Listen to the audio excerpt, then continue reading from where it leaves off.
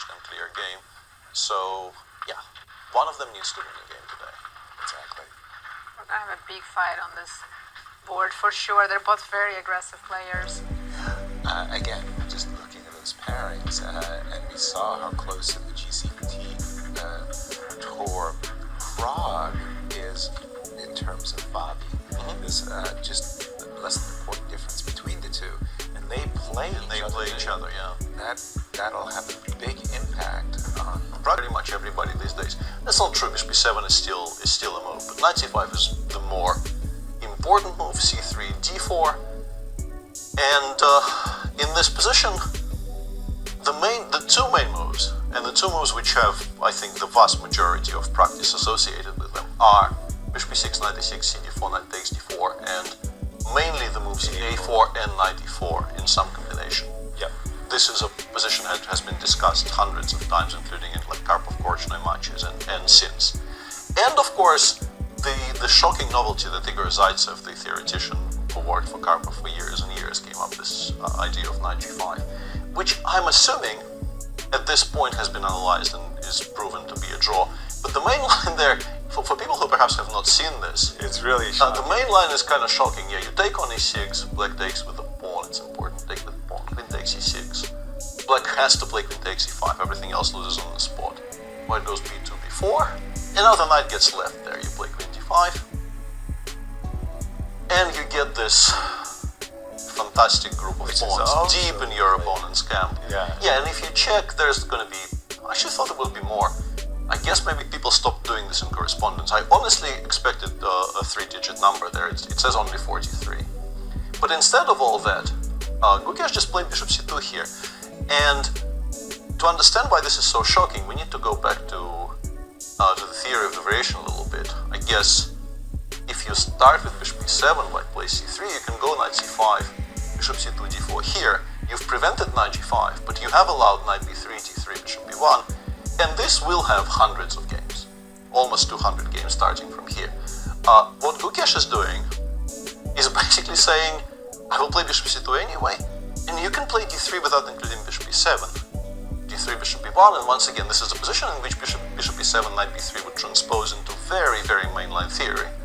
But you're giving black a tempo to do something more sensible, and queen d5 absolutely comes to mind. It's a gorgeous square for the queen.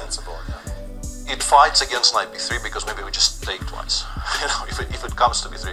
Or maybe we castle long and protect the pawn on d3. Gukesh goes rook e1.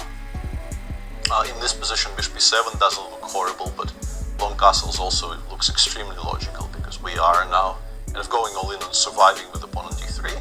Gukesh instantly goes knight g5. He is playing very, very quickly. He's still above his starting time, by the way. Black takes on e5, and white goes a4. Honestly,